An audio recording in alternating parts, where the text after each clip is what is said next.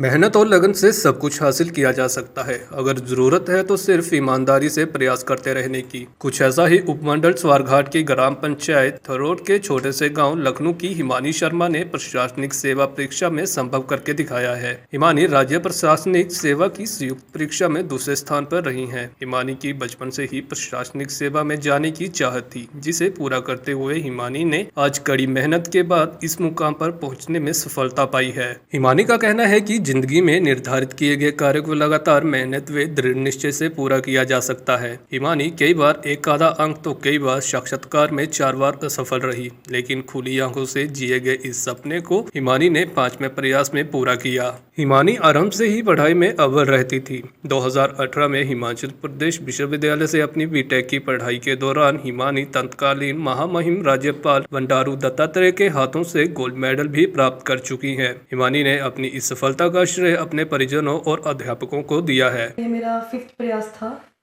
इसका सर मैं इस जर्नी को थोड़ा इलेबोरेटली बताना चाहती हूँ। 2019 में मेरा पहला प्रयास था, तो मैं तब इंटरव्यू से आउट हुई थी।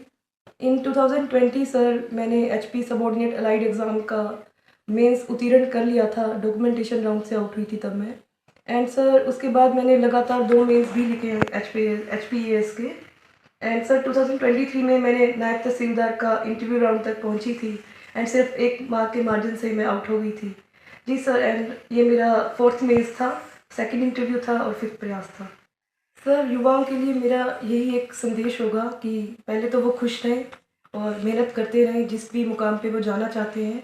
उसके साथ साथ परसीवरेंस और धैर्य रखें और साथ में थोड़ा फिजिकल वेलबींग और मेंटल स्ट्रेंथ का ध्यान रखें। तो स्पिरिचुअलिटी और physical exercises can help them in that direction. इस परीक्षा में जो भी मैंने चुनौतियाँ फेस की, उसका पूरा का पूरा श्रेय पहले तो मैं अपने भगवान का, जिनको भी मैं मानती हूँ, उन्हें दूंगी, श्री नैना देवी जी को। साथ में माता पिता के सहयोग, अपने भाई भाभी और पूरी की पूरी फैमिली को और सारे रिश्तेदारों को, उनका साथ बहुत ज़रूरी होता है। इतने साल लगातार आप प्रयास कर रहे हैं जब।